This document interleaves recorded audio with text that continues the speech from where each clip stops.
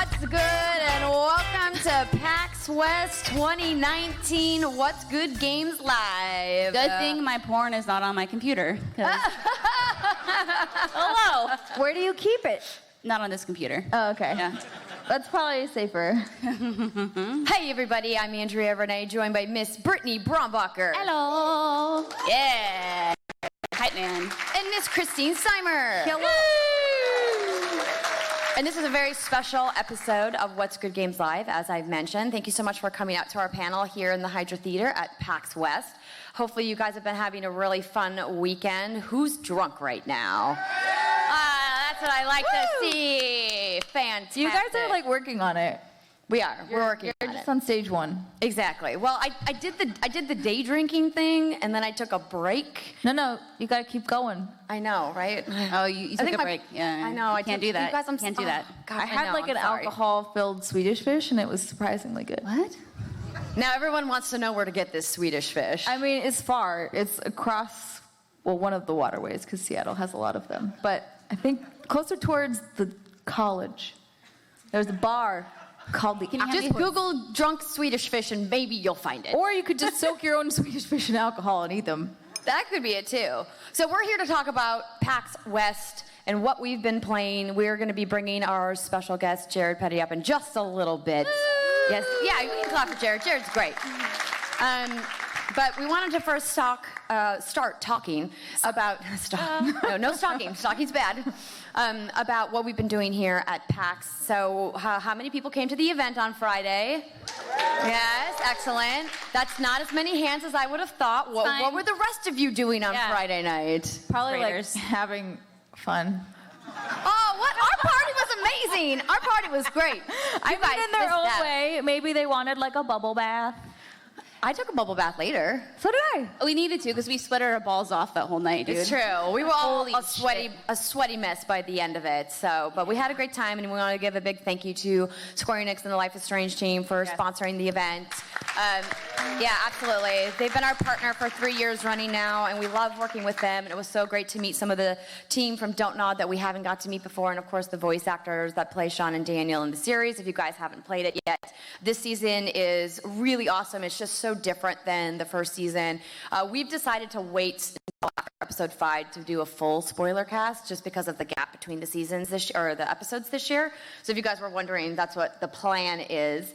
Who listened to the Fire Emblem spoiler cast on the show from Friday? Anybody? Oh, hell Yeah, no. just a couple. Yeah, Okay. a few. Okay. Everyone else is like, we're not done with the game yet. We gotta wait. I mean, yeah, it's true. We won't spoil anything. This guy looks scared. It's fine. Don't worry. Don't worry. No, there will be no Fire Emblem talk on the panel today.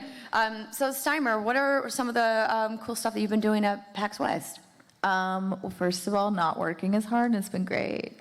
You know what? I'm so glad that you get a break. Steimer works really hard, you guys. She's got a full, big girl day job, and she still does everything for What's Good with us. So I'm glad that you got to just not work the event this time. Yeah, that was really nice. But then we got to play Avengers. Oh, yeah, so Friday, that was one of the first games all three of us played. Yeah, I don't have assets for that, sadly. So after Gamescom, about America's a week ago, ass. Exactly. I mean, and we get to see it on display in this demo, too. So Square Enix and Crystal Dynamics, of course, are making Marvel's Avengers. They released the 20-ish minutes, maybe 19-ish minutes gameplay from Gamescom. Has anybody seen it? A couple people? So it's a really cool kind of little slice of each of the heroes. That's pretty much what we got to see behind closed doors at E3. So was that the actual tutorial? Because we got was the tutorial. That's what they said. It's the tutorial. Yes. Yeah.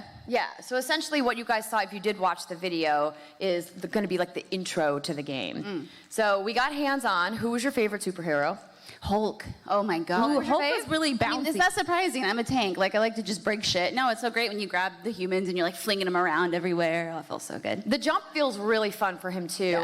Traversing through the level, he just feels like he moves so quickly. Yes, which was nice because usually if you are playing a large tank, Britt likes to, you move really slow. I like to be the big You're boys. just mur. But instead you were like, wee. Is that what I sound like? Yes. I mean, come on, you like to grunt. I do. She does like to grind. Whiskey. I also didn't say hi to everybody watching on Twitch. Hi, everybody. John Drake with the wine for Weinstein. Wait, maybe. I'll do Weimer. We'll see. Wow, what? John Drake, everybody. John He's always Drake. taking it. Oh, that's all. Not a glass. Or like, just bring a glass, and instead, because he's the bomb, he brings a whole bottle. Those of you listening, all right, then. Andrea and I have a nice bottle of Blinking Owl bourbon from our good friend Ms. A.O. It bothers Shout out me to Solid Snake. because this owl is not blinking, it is winking. What? And there is a difference. I don't know. Anyway, so now, now we got baby girl some wine so she can drink like the other ones. So, Steimer, who was your favorite hero to play in the demo? I think Hulk was really fun, but I also really liked Thor because was my you can fave, just too. like rain down lightning, and that's pretty cool. And, Man down. he just feels really powerful in a very nice way. What I think was really cool about Thor is if you guys watched the Avengers showcase that I hosted at E3 in the Coliseum, we got to bring up Vince, who is the combat director, lead combat designer. I'm definitely getting his title wrong. At Crystal Dynamics, and they kind of like plucked him from the Sony Santa Monica team. He was the one who designed the Leviathan gameplay in God of War, which obviously felt a lot like Mjolnir you would think would feel, was really satisfying to play with. So that really satisfying gameplay that you had with the axe in Smacking God of people with War, a hammer? That's Thor 100%. It felt amazing. It felt great. What I was kind of missing from the demo, which I think we're probably going to see later in the game, is his ability to take to the skies, right? So I focused most of my gameplay on like more of like a hack and slash kind of a thing, like maybe brawlers, the better word there, of hand-to-hand combat with Thor with the hammer on the ground. Sure.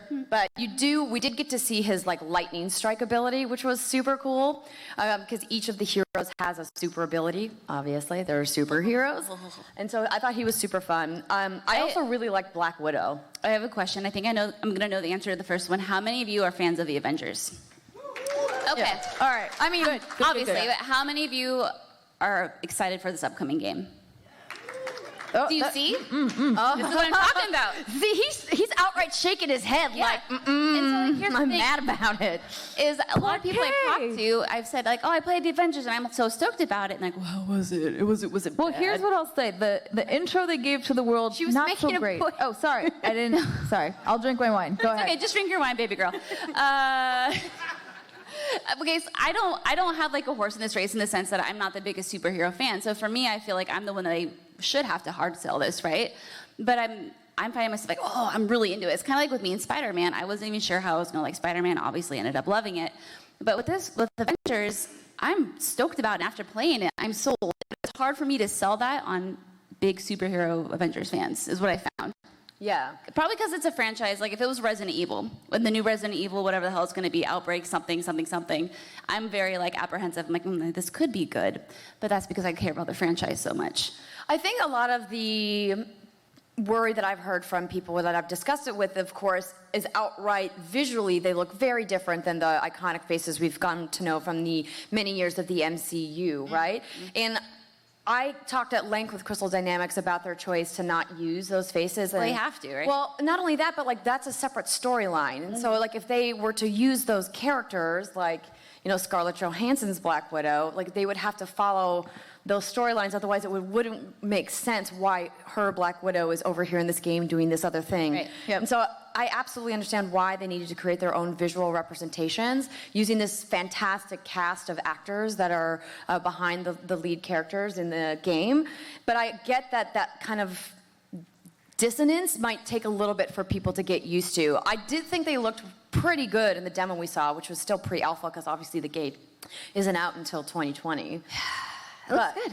The gameplay, I mean, it felt really fun. Yeah, I'm and excited to see more. A lot of people are like, is it like Uncharted? It looks just like Uncharted. Is it super linear? It's like, well, what they told us, you know, behind the scenes was it will open up, but in what fashion we really haven't seen that yet. Yeah, hold on to your again, butts. the only thing anyone has ever seen so far is a not so great trailer for public. Like the very intro trailer, I was like, what is this? And then when they showed us behind closed doors, and I was like, okay, I understand. Maybe you should show this to everyone. And then like 3 months later, they did. But that's also still just the tutorial. So there's a lot lying under the surface of this game that we do not know. But I will say that I think it looks interesting, and I'm excited to see what new stories they're able to tell with these characters that we all know. Yeah, they did give us a little bit of a briefing afterwards. where they ran down like how the missions are going to work. So there's going to be two kinds of missions. There's going to be hero missions, which are going to be like handcrafted narrative experiences, like critical path stuff, where you play as the designated hero for that mission. And then there's going to be the war zone missions that can be played at any time with any hero, and those are going to be the co-op missions. Those are going to have individual objectives, activities, and other types of gameplay kind of baked into them. but you can also play by yourself. You can, yeah. You can do the whole game solo if you want to, but obviously those missions are designed for co-op. You are the Avengers, it's a team. But you can go solo if you want to. I'm just saying, some people don't like playing with other people, and that's totally fine. It's true. Sometimes I don't. Yeah. Sometimes you just want to, be by yourself. All by myself. Next. So there's going to be a lot of cool things. Yeah, we want to move on to another game, but they did talk to us about customization, which is cosmetic only. None of the customizations and cosmetics will impact gameplay in any way. They keep talking about we're pulling from 80 years of Marvel history. We want to really bring in some of these cool costumes, and they gave us a couple flashes of some of the costumes that are going to be in the game. In the pinstripe suit. I think his name is Mr. Fix-It. Right? Yeah. So they showed us. He looks like Mr. X though from Resident Evil 2. That's the problem. It doesn't matter. Yeah, it's amazing. The purple pinstripes. So I thought that was really cool. They kind of gave us a glimpse of what that's going to look like. And then they talked about gear and how you can choose your difficulty level for each of those Warzone missions, and that will change the rarity of the gear that drops for you, and with your standard like RPG rarity, like legendary, epic, etc. And then each hero is going to have their individual skill tree, so that's tailored to that hero that you can then socket points in. So it seems like there's going to be like a lot of progression and things happening in the game. By the depth of the RPG mechanics in this game. Yeah. Real good. Yeah, but anyway, I was glad that I finally got to get hands-on with it, and I'm more excited now, and hopefully you guys will be able to get to play maybe at another conference or something. I did ask them, I was like, why didn't you put this out on the floor? And they're like, it's too early, it's kind of broken still. And I was like, I get it. Yeah. But it was cool. So, next game, because we have a lot to talk about here. Where do you guys want to go? Do you want to talk Final Fantasy? You want to talk Garden Story? Do you want to talk Disintegration, maybe? Summer, you played Final Fantasy. What? Yeah, I'd love to hear what you thought I did play Final Fantasy. You were with me. You're the only reason I got in that building. I know. Okay, let's see when I got here.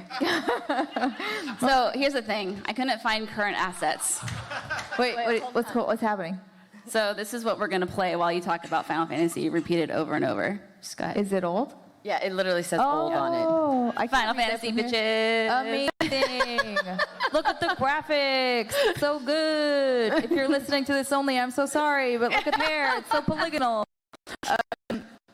Yeah, so It's so old. I know. Look at his Look at lucky that hair. hot daddy. Okay, so what'd you think? I really liked it. Number one, it is really beautiful, but graphics aside, I thought the combat was really fun. It was nice to have a little bit of action mixed in with being able to pause and then be like, okay, you do this, go tactical. It reminded me of like Dragon Age when you get to pause and then send everybody on their merry way, blow everything up. So I played this demo at E3, and so I knew, and when I played at E3 for the first time, I literally got goosebumps, because when you make a reactor and you hear the music start going, and you're like, oh my God, it's happening. I didn't expect to have that same reaction the second time around, but hello advertisement, I definitely did. And the second time around, like what I said during E3 is the combat just feels Like, you don't probably need to replay it again, but I mean, go yes, ahead. we do, and no one's going to complain about We're gonna Final have Fantasy B-roll VII rolling again. this Look how whole good time. it is. No, but yeah, it was the same exact demo, so it wasn't anything new, but still, did anyone else get to play it? On the floor, yeah? Yeah. Did you love it? Consensus is good? Thumbs up, thumbs down? You like? Double thumbs up from everybody? like it. Oh, we got a single thumbs up, but maybe because he's just, leaning. Okay. Being cool.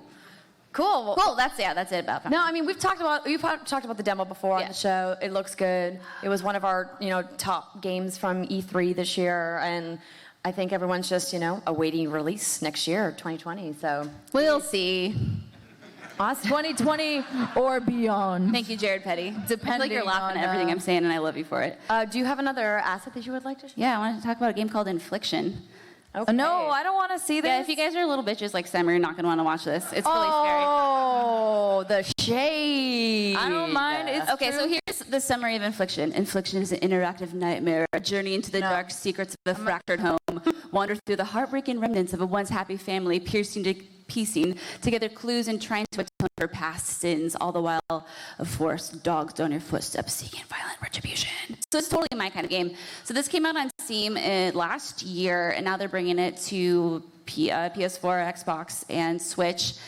And what I love about it, it's kind of like... look at the pretty horse. Oh, just you wait, girl.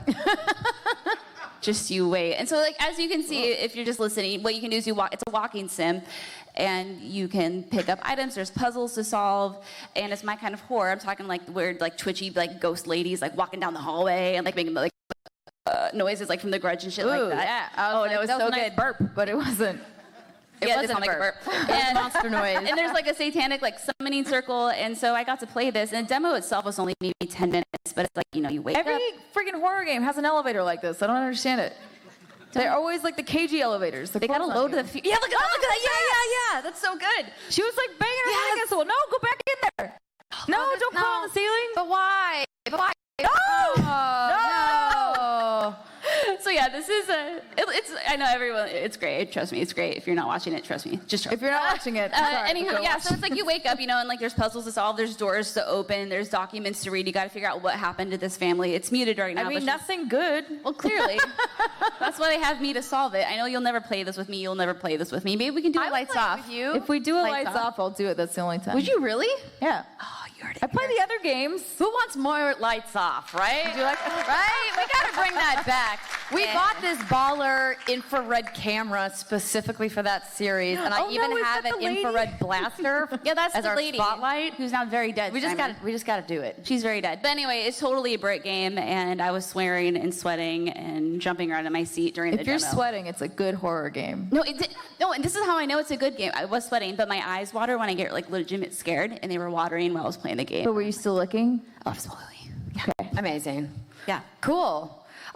While you get another asset ready, let's talk about Roundguard. Oh, yeah, that was super cute. We don't unfortunately we were trying to get on the internet so we could get this pulled up for you, but we couldn't find the asset because we're This is the only asset we have. I'll make you an asset. Brittany's gonna Microsoft Paint it. Perfect. This is awesome. This is our asset. Imagine first a Peggle board. Peggle style board, lots of mini pegs. You with me? Mm-hmm. Everyone knows what Peggle is. Yeah, it's great game. Okay, cool. You're MS painting this. So it's technically, that's not they're good. dubbing it a Peggle Rogue Light. No, it's not. But I think it's more Peggle Rogue Light, which I'm actually very excited about because roguelites and me don't really get along. Copyright Andrea Renee. No, I didn't make that term up. I know. But when they originally reached out to me, I was like, you had me at Peggle because I miss Peggle. I loved Peggle. I played so much Peggle, and I've just been waiting for them to make Peggle 3, but they haven't yet. And so this is from a really small team. It's, in fact, only 2 people, and they're called Wonderbelly Games. It's we met the designer today, Andrea Roberts. We were Andrea and Name buddies. It was really cool. So she's the artist and the designer, and the programmer's named Kurt Lloydell. And shut up. I don't know what it's doing. So imagine a Peggle board, but instead of it just being, you know, like the little dots on the screen, they're like sometimes intermixed with little characters. Little enemies. I don't know why there's a shield. It's a round thing that's guarding. She hasn't seen this game. She doesn't know. So when we saw the game, there's 3 characters that you can choose from. I played the mage. I played the rogue. Which they each have special abilities too. So obviously, like in Peggle, you just kind of fire off your little ball and it boopity boop boop yep. boop boop boop. Exactly like that. But in this one, you are a character that you're firing off, and so therefore each one has a special move. So I don't remember what yours was lightning, but so you can fire off, and then once you get down, you hit. One of the buttons, the X was what it was on Xbox, and then you have the option on mine, it was a double jump, so I got to fire myself, like it was basically pause time, and then I could redirect where I was going to go and refire. There was one of the Peggle characters that was their special. I don't remember which one it was, but so each of the characters has a different set of abilities, and where the roguelite parts come in is essentially you're doing a dungeon run through these levels. They said there's 45 levels down into the dungeon, and that every 15... Here's why this is amazing. This is like a weird police report thing where like, the person wasn't there. And so you're just like, it's called this. And they're like, great, I got it. Here.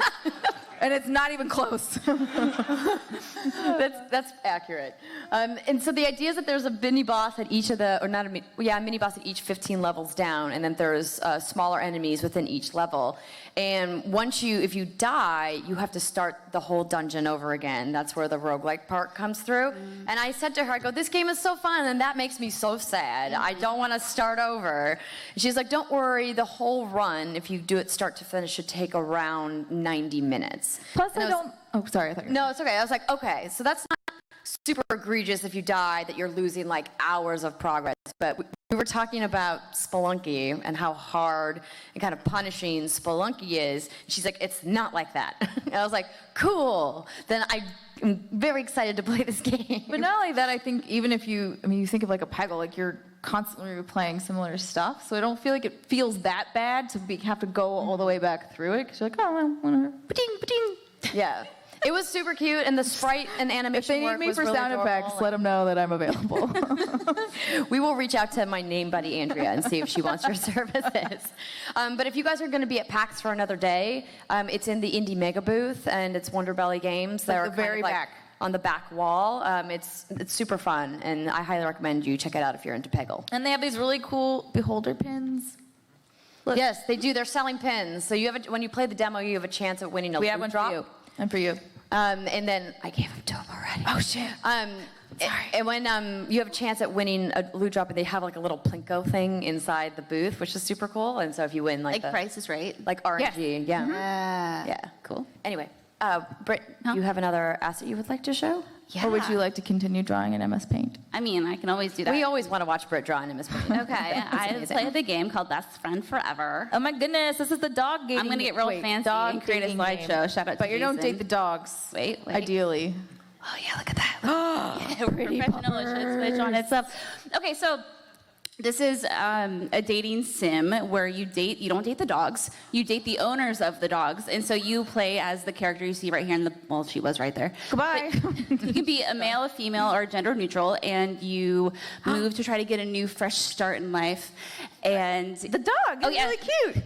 And so one of the first things you do is you sign up for this social media app called Woofer. I really want this to be a real thing. No, I know, we were talking about this. This is a really good idea, actually. So you answer questions, you fill in your info, and then it matchmakes you with How do you people. feel about being mugged? That's one of the questions?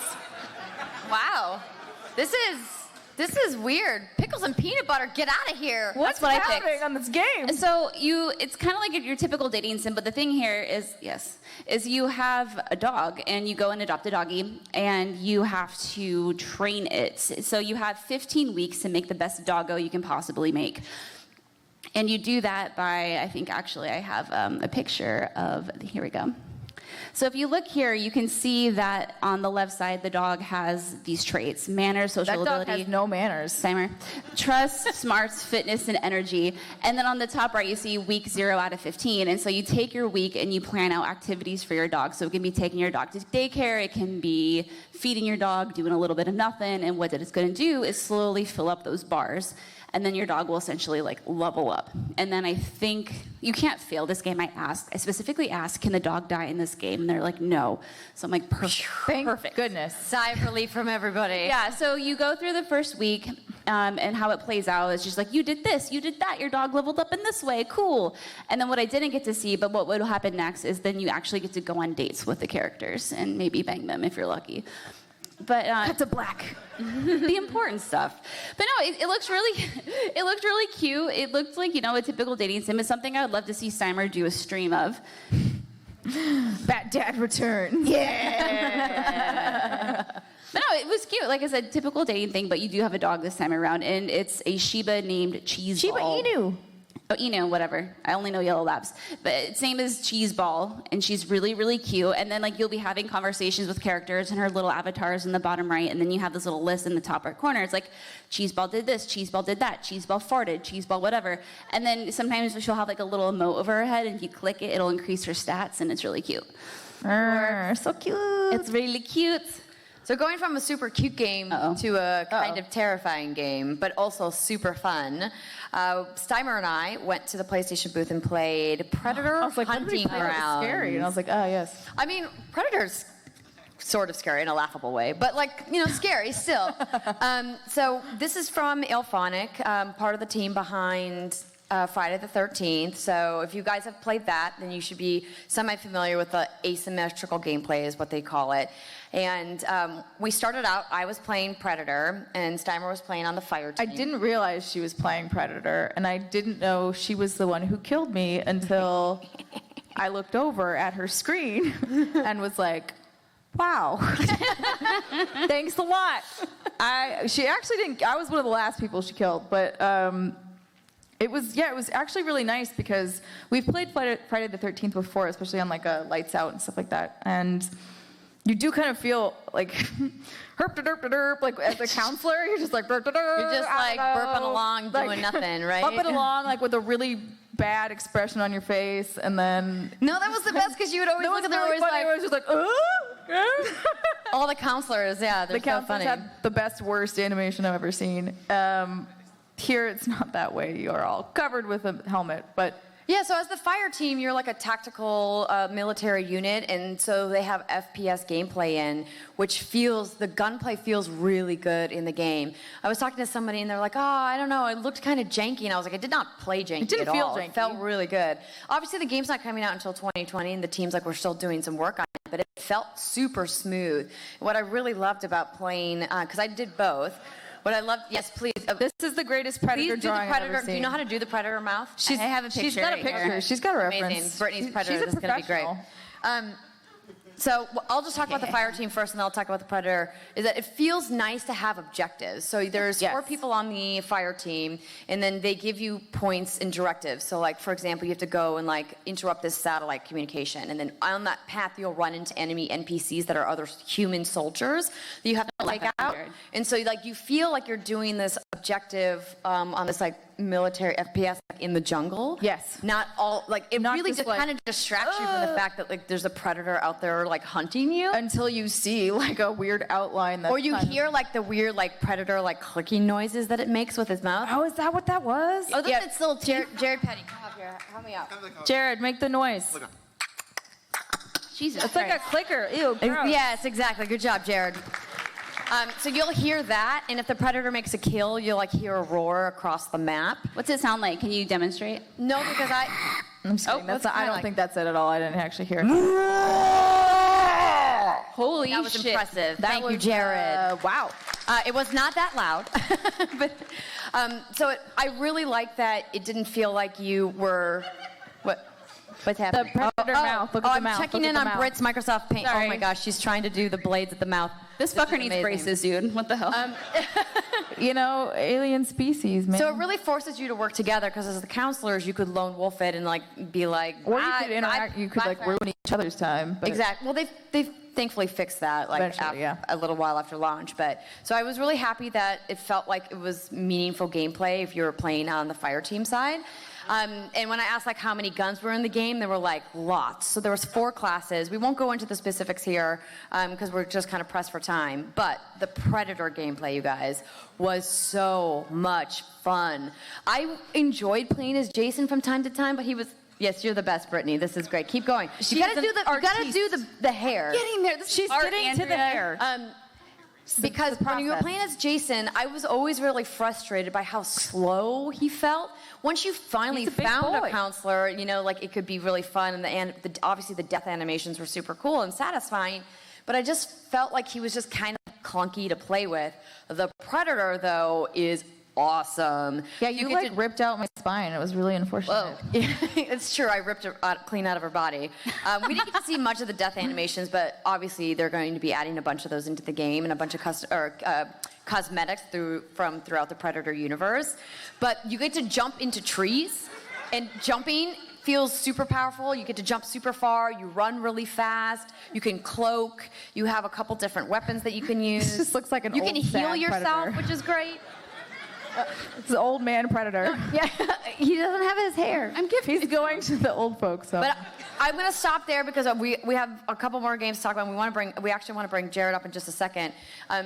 But I'm pumped to play more. It looks good. Again, it's in the PlayStation booth. If you're going to be here for another day of PAX, you guys can go check it out. But if you liked that gameplay, it's okay. It's a really... Oh, yes, she's making the hair now. Brittany's very good. This is... Oh, okay, keep going, Britt. I believe in you. If you liked the gameplay of Friday the 13th, like that kind of asymmetrical gameplay, I would highly recommend checking it out. I think it looks great, and I'm excited to see what it's going to look like when it's finished. Yeah, it was really fun. Yeah. Except being killed, that wasn't fun. But no, obviously. Yeah. But okay, let's bring Jared Petty up. Woo!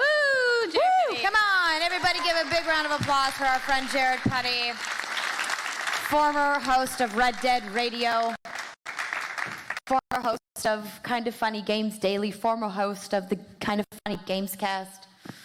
Former this, that, and the other. Thank you all for Formerly having known me. It's as- fun to be here. It's a good day to be present on a panel with my absolute favorite long-form video games podcast. Yay! How drunk are you, Jared? Yes. Y'all do it better than anybody. Where's the liquor? Wait, you need some more? Here you oh, I go, don't know. Jared. Just something delicious. Sounds So, good. Jared, Yes, ma'am. you have a lot of experience playing and critiquing video games, and you're here and you played some games. Did you just take the rest of it? Oh, no. Huh? Yes, I Okay, did. Jared, you get the rest because you're our special. I'm gonna send this guy after you. We're good. I'm good. She's okay. Okay. Well, There's like nothing. There's like a left. splash. Okay, there's a splash left.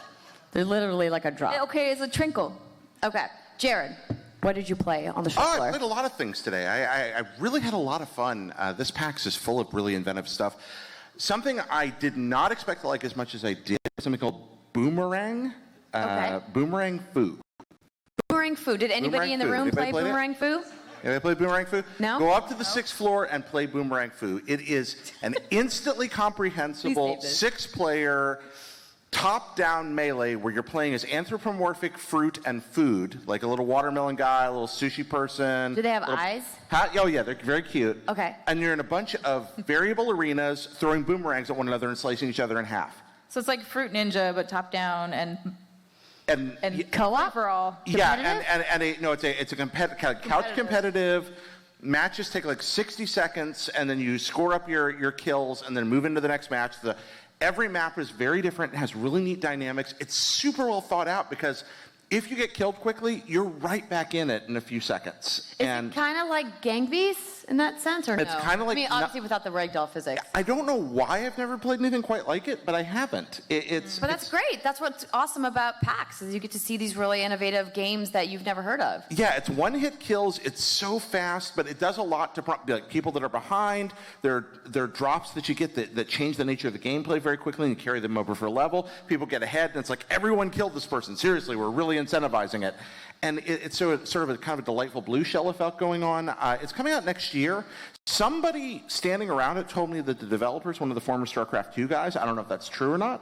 I could just be made up. StarCraft 2 sounds like a really complicated game compared to this. Yes, but I would rather play this one, I think, honestly. I I really... don't blame you. StarCraft is hard. Oh, I like StarCraft, but I fell in love with this. I'm talking so much. Please forgive me. But yeah, go up to 6 and play. Boomerang Foo. Boomerang Food. Yeah, go up to 6 and play it. F-O-O? F-U. F-U. Well F then. you. Okay, Jared, that's enough. You can go back to the... No, just... All right. Okay, what else did you play? Let's see, I played that. I got a chance to play PlayDate, which is that neat little yellow thing with a crank on the side of it. Have y'all played with this? Yeah, Yeah. we got some people that played it. Cool. Yeah. So PlayDate is a dedicated piece of hardware by a software company. Oh, wait, this is the thing I totally talked shit about on Kind of Funny Games Daily. Yeah. Right? What is it? This is. Have you played with it? No, of course not. That's It- what I was talking shit about. No. It's ridiculously fun. No, so this is the thing that I remember they announced it, No. and we talked about it. Let me see if I can find a I need video to so I Google can this. show it to you. So it's like it's a little piece of hardware. Imagine like a tiny baby Etch-a-Sketch Yeah. Okay. with a literal hand crank on the side of it. this weird little yellow thing. And it like fits in the palm of your hand, and it's super small. And the whole concept was they were working with devs to make games just for this platform, and they were going to be really kind of short experiences, and that they were going to like curate games. And they were like, you would get a new game like every week or something. Yep.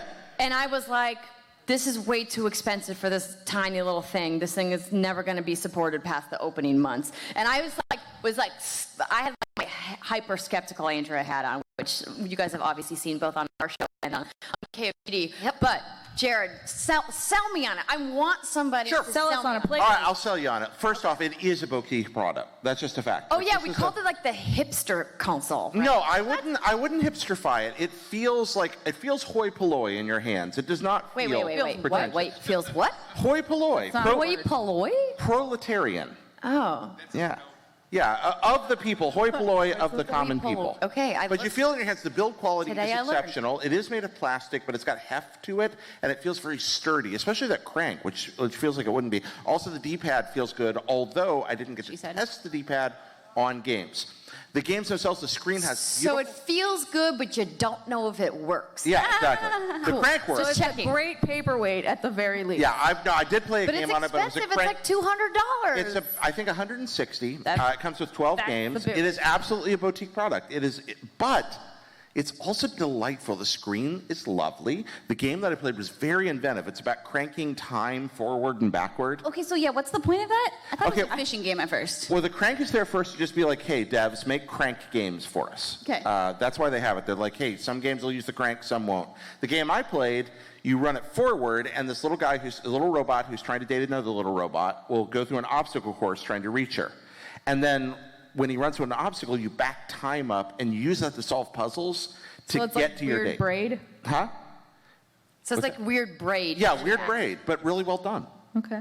I liked it a lot. They're going to drop probably, I think, a dozen games on it, they said. And there's never been dozen? yeah. A dozen whopping games. A dozen for it. whopping For games. $160, you get a dozen games. Who's excited? Don't answer that. No. I don't know. I mean, rhetorical. It's rhetorical. That's Keep like, going. what, $12 a game, right? Maybe I should 15? try to. I don't know if I'll have time. I don't know if I'll have time to go find it. Probably not. But I'm trying to believe, Jared. I don't think they're setting out to set the world on fire. They didn't have any false ambition I saw for creating a revolutionary new marketplace. They're just like, hey, let's build hardware and then see if that inspires unique hardware that inspires people to make a new kind of game. Well, And that I can respect. Absolutely. so I liked it a lot. Innovation is good. Did you guys like it? Yeah. Oh, you got the you little really card liked it. there. Wow. Oh, They're like hey. for You want to like serious hold that and up? nodding. Kind of Vanna You White have, to like, the a audience. sticker. Perfect. Light it. Perfect. So in case you guys are confused about what we're talking about, It looks like that. and Yeah. it's exactly that size, right? That's like the real life size thing. So it fits in like you could just put it in your pocket. I already got things in my pocket. Oh. Yeah, I like it. I think people that purchase it, they're going to be very transparent about what they're selling. They're not trying to fool anybody. I liked it a lot. Oh Powers no, for I'm you. not insinuating that they're devious in any way. Yeah, oh, yeah. I didn't think their they were. mustaches backing up. They're like, we tricked them all into buying our little cranky They'll think it's a Game Boy. I wish my mustache would grow that way so I could do that, right? You know, just like, but it's never What do you mean grown. grow that way? I think you Like just make out it. to where you can well, no, mustaches don't grow the same way. Like, You gotta like wax it. but even if I waxed it, my mustache won't grow out. It only grows down. Wow. If it grows down, can't you make it go Mustache up? problem. No, every beard and mustache grows differently, and so you can only do so much with it. Okay. It's like hair. I'll take Think your about word how for it. differently hair grows, right? It all grows. Well, that's not true. When are we going to open up for Q&A? Hold on. Okay, Jared. Yeah.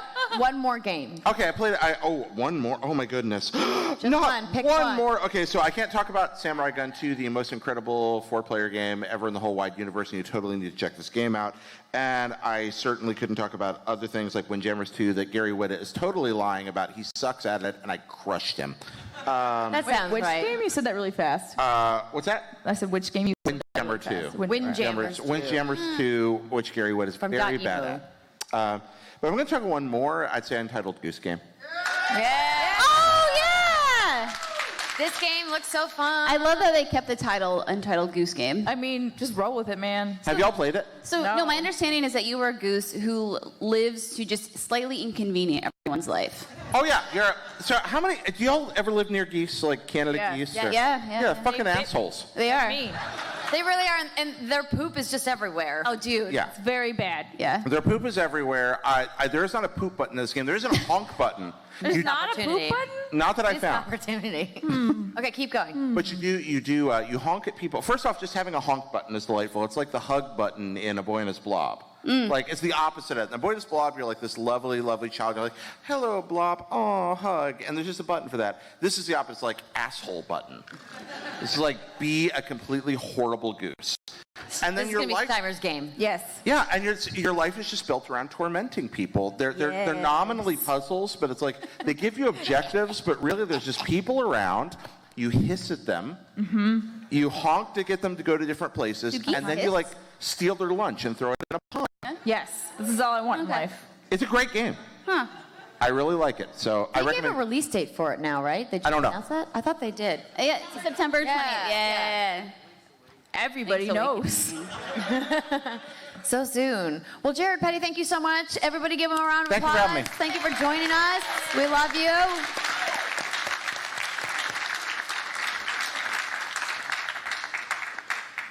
Okay, so as you guys can probably see, we've got some prizes up here, and if you've been to our panels before, we like to give stuff away. So we are going to open up the floor to Q&A. If you guys have questions, we've got microphones on both sides of the room because we're live streaming, so we need you to talk into the mics.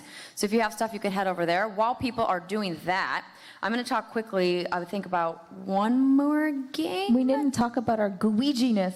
You didn't, but we could maybe hold Guigi for next week. Okay. We could talk about Disintegration. I have an asset for that. Excellent. You have an ass it? So this is a new game. I have notes on my phone here. This is actually a new studio called V1 Interactive. It's under Private Division, which is, of course, under Take-Two as well. So V1 Interactive is the thing they're kind of touting about Disintegration is that it's from one of the original creators of Halo. And this game, I went in completely blind, had no idea what I was going to play. I had just heard that it was like going to be a combat game, and I was like, cool. And you ride this cool levitating thing. Yes. So you are this pilot of this grav cycle, which is the name of the ship. You can see here. And so you're kind of like not really like a cyborg, but like kind of humanoid. They weren't talking really about any lore or story stuff because this is the first time they've really publicly shown the game, at least in the United States. I think they showed it at Gamescom. And you have crew members, so I wonder if they're actually going to show any gameplay in this trailer. This might just be like an There's announced gameplay trailer. toward the end. Towards the end? Yeah, so you're in this cool little ship, and then we played PvP, 5v5, and everybody has their own ship, and you pick your ship based off of a crew system, which kind of works like a class system. And there's different types of crews. So some of the crews that they have are the King's Guard, Sideshow, Neon Dream, Overhead. They all have a different flair and a different visual aesthetic to them. So for example, the Sideshow kind of have this like clown look to them, where they're like wearing like the noses and like have the makeup. And then their thing is they're a trapper class, so they specialize, their special abilities like sticky grenades. And then Lost Ronin is more of like an assassin class, or excuse me, more of like a jack of all trades, like Soldier 76-ish type class. The one that I really liked was Tech Noir, which was like the sniper healer class, which is super cool. So it's like first-person shooter gameplay where you've got your gun in your right hand, and you've got your special ability in your left hand when you're in your grav cycle. You've got these ground troops that follow you around. It's super fun. The mode I played is a little bit more complicated to explain, so we'll probably kick it to the show next week when we have more time. But if you guys have a chance to play this game, it was so much fun. Way more fun than I thought I was going to have playing a PvP game at PAX. And I was really blown away by how cool it looks. So can't wait to play more. Yeah, girl. Yeah. All right. So let's start with you. You're first. Please say your name and then ask your question. Hello. Hello. Yeah, my name is Jonathan. So I know there's a lot of info out there, just showing that like women, females make up around like half of like the gaming population. But you as like prominent, intelligent women in the video game industry, like how do you actually feel about like working in the industry? Like how have things changed throughout the years, just for all of you? Well, I think what we do here at What's Good Games was always focusing on our professional experience in the video game field. We never wanted to brand ourselves as like a girl gamer podcast because we wanted to focus on like our years of experience. But I think every woman who works in games or who plays games knows that we're out there, but we were never really welcomed into the gaming community until pretty recently. And still, even today, there's lots of spaces of the gaming community that we're not welcome in and we don't feel safe in. And I think that's changing. And like when I remember when I grew up, there was no like posters of, you know, young girls playing games. All of the marketing material was like dad and son, dad and son. Or if there were women, Games they are were for going boys. down on a microphone. Yeah, and so I think now we're seeing a lot of that change, and we're seeing gaming open up not just to, you know, people of all genders, but people of all abilities, people of all races and backgrounds, and saying like, gaming isn't just for this one siloed group. Gaming is for everybody. And I really hope that we can kind of take back the idea of what a gamer is and let people feel comfortable identifying as a gamer. I think specifically for women, we don't identify as gamers a lot of time because it never felt like a safe place for us to be. And I hope that changes in the future. Yeah, and for me, I know when I first started in the industry in 2009, I remember Twitter was like this new thing that everyone was getting on. Whoa.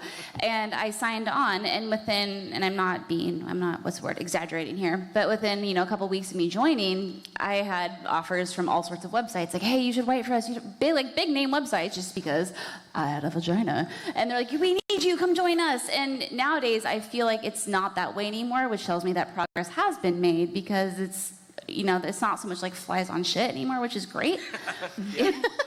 You know? Okay. Well, you know, because it was like you hop in and like, oh my God, girl, let's get in this. And I mean, not literally, anyway. This is not a that's what she said moment. No. No, so it feels like it's gotten more competitive. And I feel like now when I go to these events, like while I think we still get the do you actually play games question, they don't happen as frequently. And even though social media can be the worst thing ever, it can also be the best thing ever because it has spread awareness. Progress. Woo! Yeah. Please come up and grab a prize. Just a little sampling, and we've got some video games. We've got some other cool stuff. Oh, it's a bag. And if anybody really wants it, I've got this weird. Do you guys remember when Hitman came out and they had sent those weird like video headsets out to people? I'm like, what do I do with this thing now? Apparently, you give it away on a panel. You plug it into your computer and you can put videos on it and then watch them in your cool. So like porn. Yeah. I mean, Well, listen, if you want it, you can put whatever you want on it. we No will not judge you. You do what you want. Over here. Hello. Hi there, Jason from St. Louis. Question, if like 18 months or so from now, if GameStop were to go out of business because of their debt being due, do you think the gaming industry spending could stagnate or possibly drop because Midwest, for example, wouldn't have access to downloadable games or fewer physical games, or people, shoppers like myself, wouldn't be able to trade in games to get the credit to spend, well, you know, what I do on games currently? It's a really tough question to answer. Obviously, I spent a lot of years working with GameStop as a company, and I didn't have a lot of access to people on that side of the business. But I think that even if GameStop was to go under, I don't think that they would go away completely, especially if you look at Toys R Us, I think is a nice comparison. Like they did file for bankruptcy and go away, but now they're going to come back as a brand. I had said like it would be cool if Toys R Us and GameStop would be under like one roof and like be like a combo brand to say like, hey, we're going to do a toys business and a games business all together instead of them trying to all do both. Because now GameStop is trying to do a toys business within a game business, and Toys R Us was trying to do a games business within a toys business, and it feels like, hey, maybe we should join together here and talk a little bit. I understand, and we talked about this on one of the shows recently, how difficult it is to get games in the Midwest. I talk about my experience being from Fargo, North Dakota, and how, you know, GameStop was like the de facto place to go and get games because we didn't have a mom and pop shop because the city just wasn't big enough to support that kind of business. I don't think that it's going to fundamentally change the way that people buy games because we are like ever marching towards this digital future, and I think things like Stadia that are coming down the line and things like what Xbox is doing with xCloud are really going to radically change how people buy games. So I think even if GameStop as a brand goes away or files for bankruptcy like 1, 2, 3 years from now, which I really hope they don't do because I personally know people that work for GameStop and I don't want to see any of them lose their jobs. I know lots of people actually. But I think we as a gaming industry will still be okay. Yes. There's Sorry, that was lots a of long other places answer, also to continue buying your games, even retail. Target exists, a lot of those places. Because like the desire and the need to buy games isn't going to go away, right? So someone's going to have to swoop in and innovate. Hello. Oh, I guess we're done now. Oh, sorry. Come up and grab a thing. Sorry. Hello. Hi, I'm Tony. I have a quick Destiny 2 question for Andrea. Did you and the What's Good Guardians win that Destiny pin in Gambit or in Elimination at their booth? We did not organize going to their booth, which I feel like is a miss on our part, but so no. Oh. Sorry, we didn't. I think you guys would win it. Thank you. I think we would too. Yeah, What's Good Guardians? Let's go. But my real question is, I attended the Outer Worlds panel that you moderated yesterday. Oh, thanks for coming. Of course. And my question about the Outer Worlds, I got a very Mass Effect vibe when they were talking about taking 2 companions out on a mission, and where they said that you could spec out your companions to be overpowered. If you've played it, do you get that feeling while you're playing, or am I off track with the Mass Effect Fireteam comparison? I don't think it feels like Mass Effect from a combat perspective, because in Mass Effect you really have to give your teammates directions, or the AI kind of just like wanders around. Like you really are involved with what your AI companions are doing in Mass Effect. I didn't feel that way when I played the Outer Worlds. They kind of did their own thing. Yeah, combat-wise, it doesn't feel like that. It feels more like a Fallout. But in terms of just like setting, sure, it's in space. It's in space. Yeah. And the companions are very like they'll chat with each other and they'll have a little bit of rapport there, which is really nice. So it does feel a little BioWare-y in that sense. But there's no romancing your companions or anybody in the game. There is in your head. Yeah, they talk like. You can romance whoever you want in your head. Pro tip from me to you. Pro tip. We were going to talk about that on the panel yesterday, and we just didn't get to it, about why the studio made that choice for this particular game. But yeah, you won't be able to romance your companions. Thank you. No problem. Please come up and grab a prize. Hello. My name's Nicole. I also attended Outer Worlds yesterday. It was amazing. Yay. I wanted to ask you, Andrea, but now I get to ask all 3 of you. Is there any chance that any of you will make exclusive appearances in video games in the future? Man, I wish They would ask us. So do we. Are you out there, video game developer? Do you need a trio of ladies to star in your next game? Or do you need some sound Contact effects? at whatsgoodgames.com. No, we would love to, but we don't. I don't know. No, We're not that cool. No one's yet. asked us yet. Yeah, no. So hopefully someday, maybe. Yeah. Please come up, grab a I think bag. actually the closest that's come is in Mass Effect 3. And these- there is a very suspicious picture of one of the missing people that looks kind of No, like but I remember this because I Yeah. played that game before you had, and I texted you a picture. And you're of like, your "Is this face." you?" And you're like, "Don't show me anything." And I was like, This "Hell is a no." lady. Yeah, by and the way. her face is definitely a missing That was a person. small, because they always send us smalls and stuff, so because they are good to us. Okay, over here. Hello. Oh, look, it's Chloe. Hi, thank you. You guys threw such a wonderful party. You had so much Oh, fun. thank you. Thank you. Yeah. So this question is kind of a debate that I've seen online that I just want to see what you would chip into it. Do you think that Super Mario is aware that he has a limited amount of lives? Because, like, you know, there's mushrooms and, like, obviously he wants them. Like, maybe they're just rare. But I think that, like, he honestly knows how many lives he has left. I don't and think that's he why does. he's I think he's high on drugs, and I think he's just hopping around, living It's life. a mushroom He has no idea. kingdom. I don't think he's really thinking Ignorance about is life. bliss. No, I like to think Mario is living in his own little world that he just only him. He's probably in some like dark corner, tripping on some fucking drugs, right? And he doesn't even understand what's going on. Because if he knew how many lives he had, why would he continually put himself in peril? You know what I mean? It's true. But yeah, I mean, he keeps running after Peach all the time, and Well, she yeah, clearly I has been mean, like, Peach is Peach. I'm She's good. like mediocre on it. I remember. She's like, it's fine, whatever. I was gonna say something about the end of Odyssey. But what's your opinion? So I think he does, and I think he is only like a hero because he knows that like he's kind of immortal. And then like once he's at 0, he's like maybe we don't go in again. But he keeps going though. I don't. But I think you did convince me, and maybe I'm on your team now. I think hallucinogen X makes more I think sense. The Yeah. mushrooms, right? Mushrooms. He's living his best life somewhere in a dark corner. Come grab your prize. Also, I do want to give a shout out and thank you to our friends at Gun and Ilphonics. They sent me this really cool pack. That is Friday the 13th on Switch, the soundtrack, and a Switch case. So if you like Jason. Oh, and they also sent me this autographed cool art. Yeah. So anyway, we got cool stuff. Hello. Hello. Going back to the Outer Worlds, we haven't had any like hands-on demos compared to a lot of other games coming out in the near future. Why do you think that is? I'm so glad you asked that. When Private Division asked me to be involved with the Outer Worlds panel, it was the first thing I asked about why they didn't have a hands-on at PAX West. I was like, this is like your big chance to showcase the game. They said, here's the thing. The team from Obsidian Entertainment was like, this is a big RPG.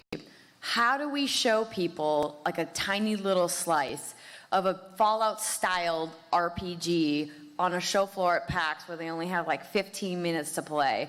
Everybody in here who's played an RPG knows if you only got 15 minutes to play it, you don't know what the game is, you don't know how to play it, you don't know what the systems are. Yeah, you're spending the 15 minutes bumbling around, and then you're like, exactly. Okay, And so they were like, people who are excited about this game or have seen the gameplay from this game know the kind of game it's going to be, and there was no way for them to build like a little demo to put onto a booth at PAX to give people a really accurate gameplay representation of what it would feel like.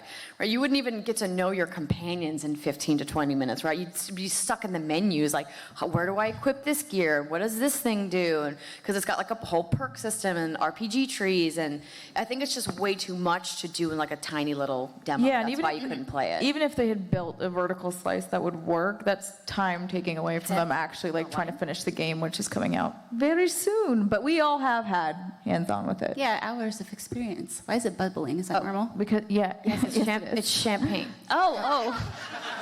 Technically it's sparkling wine, but yes.